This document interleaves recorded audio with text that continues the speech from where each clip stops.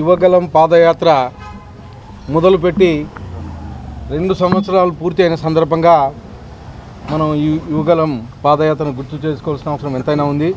దీనికంటే ఆ రోజు ఉండే పరిస్థితుల్లో జగన్మోహన్ రెడ్డి అరాచకమైన పాలనలో మా యువ నాయకుడు ఈ పాదయాత్రను మొదలుపెట్టడం జరిగింది.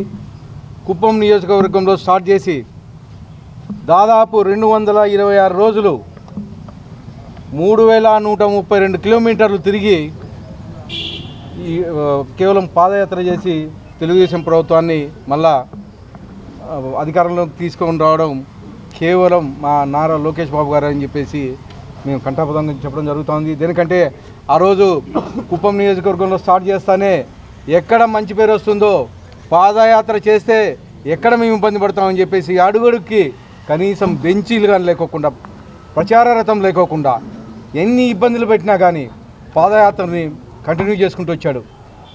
చేసిన కొద్ది కాలంలోనే మధ్యలో ఎమ్మెల్సీ ఎలక్షన్స్ వచ్చాయి. దాదాపు ఈ ఎమ్మెల్సీ ఎలక్షన్స్ 3 ఎమ్మెల్సీ ఎలక్షన్స్ 108 నియోజకవర్గాలకు సంబంధించింది. 3 ఎమ్మెల్సీలు కానీ క్లీన్ స్వీప్ చేసి మళ్ళీ తెలుగుదేశం పూర్వ వైభవం తీసుకొచ్చింది కేవలం మా నారా లోకేష్ గారు. అది యువగలం పాదయాత్ర ద్వారా అని చెప్పేసి మేము కంఠాపదంగా చెప్పడం జరుగుతుంది. అక్కడ నుంచి ఎందుకంటే ఎమ్మెల్సీలు గెలుస్తానే రెట్టింపైన ఉత్సాహంతో ఎంత కష్టం వచ్చినా, ఎవరు ఏమి ఇబ్బంది పెట్టినా, ఎందుకంటే అక్కడ ఆల్రెడీ జగన్మోహన్ రెడ్డి అరాచక పాలన సాగుతూ ఉంది. ప్రతిరోజు పొద్దున్న లేస్తానే కేసులు పెట్టడం, అరెస్టులు చేయించడము, ఎవరన్నా కార్యకర్తలు కానీ యువగలం పాదయాత్రకు వస్తే వాళ్ళ మీద కేసులు పెట్టించడం జరిగింది. ఇవన్నీ మా నారా లోకేష్ బాబు గారు ప్రతిదీ అక్కడ ఉండే అధికారులు అయితే ఇవన్నీ రెడ్ బుక్లో రాసుకోవడం జరిగింది. ఆ రెడ్ బుక్లు ఖచ్చితంగా కంఠాపదంగా మేము అమలు చేస్తున్నాం. ఎవరైతే ఆ రోజు అధికారులు ఇబ్బంది పెట్టారో వాళ్ళందరినీ ఖచ్చితంగా జైలు పంపిస్తున్నామని చెప్పేసి మీ ముఖంగా తెలియజేస్తాను. అలాగే ఈరోజు ఆ పాదయాత్ర చేసిన తర్వాత ఎంత ప్రభంజనం వచ్చింది. 175 సీట్లకి 164 సీట్లు ఎన్డీఏ కూటమి ప్రభుత్వం గెలిచింది. బీజేపీ అయితేమి, జనసేన అయితేమి నిలబడిన ప్రతి చోటల్లా గెలుచుకుని కేవలం 11 సీట్లు మాత్రమే జగన్మోహన్ రెడ్డికి కట్టబెట్టడం జరిగింది. ఇదంతా కేవలం మా నారా లోకేష్ బాబు గారు యువగలం పేరుతో చేసిన కృషి అని చెప్పేసి మీ ముఖంగా తెలియజేస్తాను. అలాగే తెలుగుదేశం ప్రభుత్వం ఏర్పడిన తర్వాత మా నాయకుడు నారా చంద్రబాబు నాయుడు గారు ముఖ్యమంత్రి అయిన తర్వాత మా చిన్నబాబు నారా లోకేష్ గారు మంత్రి అయిన తర్వాత దావోస్కు పోయించారు.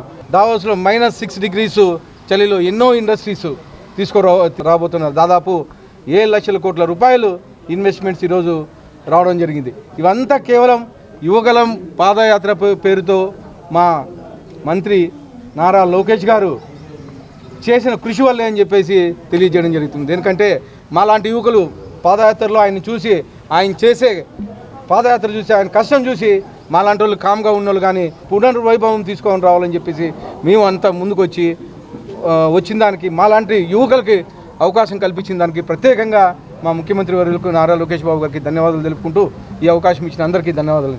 అందరికీ నమస్కారం. యువగలం పాదయాత్ర ప్రారంభించి 2 సంవత్సరాలు పూర్తి అయినది. కుప్పం నియోజకవర్గం నుంచి వరదరాజుల స్వామి పాదాభి వందనం చేసుకొని ప్రారంభించిన యువ నాయకుడైనటువంటి నారా లోకేష్ బాబు గారి పాదయాత్ర అక్కడ నుంచి ప్రారంభమైనది. ఈరోజు దినము జనవరి 27వ తారీఖున 2023 సంవత్సరంలో ప్రారంభించి కుప్పంలో ప్రారంభించి జరగడం జరిగింది. ఆ విధంగా ప్రారంభించిన తర్వాత చిత్తూరు జిల్లాలోనే, ఉమ్మడి చిత్తూరు జిల్లాలో 26 రోజులు పాదయాత్ర జరిగితే అందులో 25 కేసులు అప్పటి జగన్మోహన్ రెడ్డి వైసీపీ ప్రభుత్వం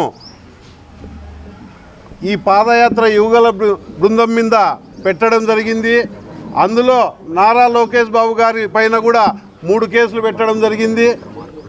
అంటే పాదయాత్ర చేస్తే ఎక్కడ మా పునాదులు కదులుతాయో అని వైసీపీ ప్రభుత్వం భయముతో కనీసం మీటింగులు కూడా పెట్టుకోకుండా సౌండ్ ఏ విధంగా లేకోకుండా ప్రచార రథ యాత్రను వాహనాన్ని కూడా సీజ్ చేసిన ఆ రోజు అరాచకం వహించిన పోలీసులు కేవలం ఒక స్టూల్ పెట్టుకొని స్విచ్ ఇస్తామన్నా కూడా దాన్ని కూడా లేకోకుండా అక్కడ ఆ రోజు జగన్మోహన్ రెడ్డి ఆదేశాల మేరకు పోలీసులు ఆ స్టూలు కూడా గుంజుకొని జరిగి భయభ్రాంతులు చేసి రాళ్ళు వేసి పాదయాత్ర జరుగుతున్న సమయాలలో ఎన్నెన్నో ఇబ్బందికరమైన సంఘటనలు చేయడం జరిగింది.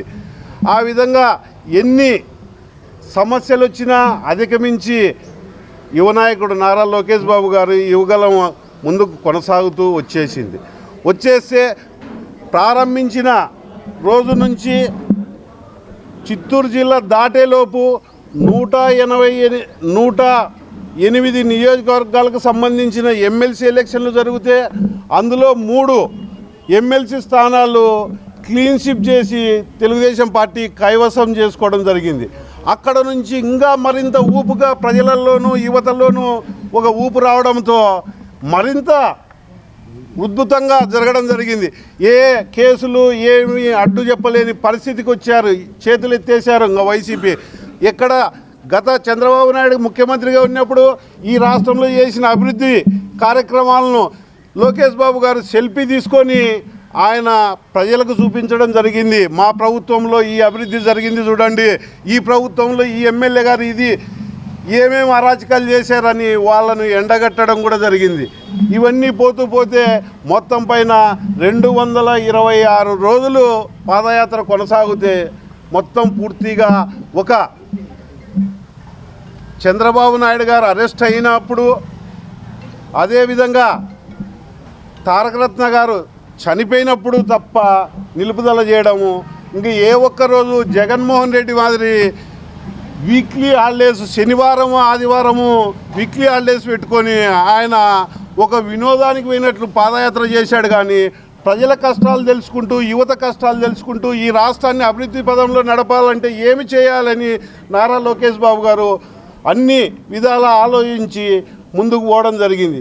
అలా పోతే ఈ పాదయాత్రలో 77 బహిరంగ సభలు పెట్టడం జరిగింది. 155 ముఖాముఖి సభలు పెట్టుకోవడం జరిగింది. ఇలా చెప్పుకుంటూ పోతే ఆయన ఈ రాష్ట్రాన్ని, ఈ తెలుగుదేశం పార్టీని ఒక పాదయాత్ర జరిగినప్పుడు ముందు ఎలాగుండేదో ఆయన చేసిన తర్వాత యువతంతా బయటికి రావడం, ఈ రాష్ట్ర భవిష్యత్తు కోసం మనం ఏర్పాటు చేసుకోవాలనే ఉద్దేశంతో యువత 5 ఏళ్లలో ఆ రోజుల్లో ఏమీ చేయలేని పరిస్థితి, ఉద్యోగాలు కల్పన లేక నారా లోకేష్ బాబు గారి నమ్మకం చంద్రబాబు నాయుడు గారు ముఖ్యమంత్రి అయితే మన రాష్ట్ర అభివృద్ధి అవుతుందనే ఉద్దేశంతో ముందుకొచ్చారు. అదేవిధంగా కడపలో ఒక బహిరంగ సభ పెట్టి 20 లక్షల ఉద్యోగాలు ఇస్తామని చెప్పడం జరిగింది. ఆ రోజుల్లోనే సూపర్ 6 పథకాలు ఈ ప్రభుత్వం వచ్చినాక, ఎన్డీఏ ప్రభుత్వం వచ్చినాక మేము ఈ ప్రజలకు అందిస్తామని చెప్పడం జరిగింది. ఇప్పటికే 4 లక్షల ఉద్యోగాలకు పునాదులుగా వేయడం జరిగింది. ఎందుకంటే ఇతర దేశాల నుంచి మనకు పెట్టుబడులు వస్తున్నాయి కాబట్టి. ఈ విధంగా చెప్పుకుంటూ పోతే నారా లోకేష్ బాబు గారు చేసిన ఈ పాదయాత్రే తెలుగుదేశానికి ఒక ఆర్ట్ గుండె లాంటిదిగా పార్టీ రావడానికైతేమి, యువత వాళ్ళ మనసులు పొందడానికి ఇవన్నీ జరగడం చాలా తెలుగుదేశం పార్టీకి ఎప్పుడూ మర్చిపోలేని ఈరోజు ఆయనకు ప్రత్యేకంగా ధన్యవాదాలు తెలియజేసుకుంటూ ఉన్నాము.